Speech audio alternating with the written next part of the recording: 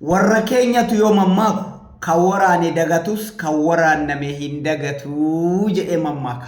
Dubbii akka Abbush Zallaqaa tanaaf.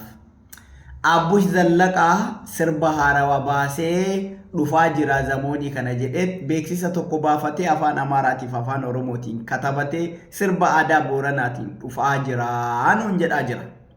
Abbushiyye ati nu waraantee jirta nuti warra waraanname san keessaa tokko dhiinni keenya immoo Oromoodha. Gaafa faannoon Wallaggatti Oromoota kumaatamaan fixxu waan ati jettee yaadanna gurra keenya keessaa dubbiin teessuun bilbilti nu warra waraanname san keessaa hin dagannu waan ati immoo sirba keerratti awxu ka paarlaamaa ati jette san hundatu keessa keenya jira hin dagannu. Kanaafiyyuu sirbi ati aadaa Booranaatiin baaftu sun sirbi ati afaan Oromootiin baaftu sun Oromoota akka kiyyaa warra gaafa ati waraantee san warra ati Wallaggatti gaafa dhumatan saniif osoon dubbatin faannoodhaaf dubbataa turte faannoodhaaf TV irratti baatee boo'aa turte sun keessa keenya jira. Nuti warri akka kennaa kun sirba keessi ilaalu warri shorti memorii ta'ellee yaadachiisaa jirra jechuudha. Warra shorti memoriin Oromoo keessa hoo jiraate Oromoota qulqulluu yaadachiisaa jirra jechuudha. Maarree Oromoo sirba Abbush Zallaqaa Oromoon ilaallatu waan Oromooti miti. Oromoo kamuu haa ta'u sirba isaanii dhageeffanna. Kamuu haa ta'u ka diina waliin akka kee irratti nutti hin caffarin.